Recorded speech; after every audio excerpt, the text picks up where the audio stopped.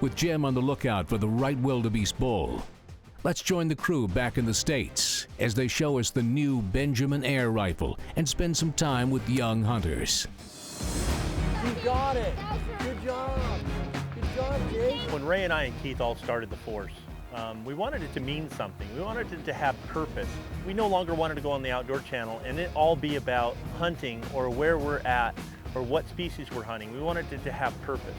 We wanted to highlight people from all walks of life that are really a force in our community and our industry. People that have given their time, their money, and their resources in order to bring other people to the sport. It all started when my boys turned about 12 or 13 years old, and their friends started to come around and they wanted to learn how to shoot a bow, and then my boys were there to influence them. A lot of those kids might have played video games, they weren't real outdoorsy, but once they got a bow in their hand, it changed their life.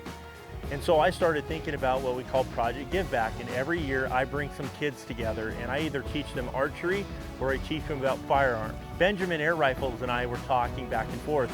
They decided they were going to send some rifles out, and I would have this great field day where I would invite kids that may have never even shot a firearm before. But we were going to get a bunch of kids together, girls and boys, bring them all together, and then just have a nice little shoot day.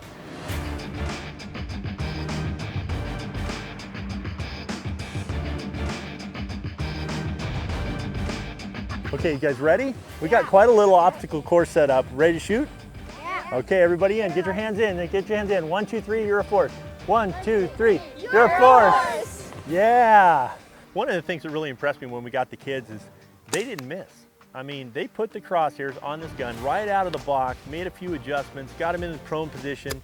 They laid in there. We take our first test shot at about 40 yards, and every time they're putting it in the pop can. Then we started to back up the distance, and they just didn't miss. These air rifles were so accurate.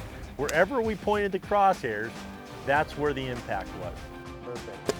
Yeah! When you put a girl in a gun for the first time and you take away her fear, and many times they're much better shots than the boys. We had several girls in the group that this was their first exposure to firearms. My hope is that they're going to go home and talk to their dad about the experience that they had, and hopefully kindle that relationship between the two of them, and hopefully be able to get out and enjoy this. Even if they don't become hunters, even if they don't become sportsmen, at least they'll have a better understanding of the love that we have for it, and hopefully be the future voters to be able to keep our gun rights alive and free.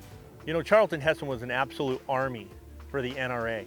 And there was an amazing speech, one of his last ones he ever gave, and he basically said, if we focus on anti-gun legislation but we ignore anti-gun generation, if we spend all of our time legislating and none of our time mentoring, in one generation we will have failed. All of our gun rights could very easily be taken away from us. Our next generation is so important that we put firearms, the responsibility, the love, and everything about that firearm in those kids' hands so that they can carry that torch.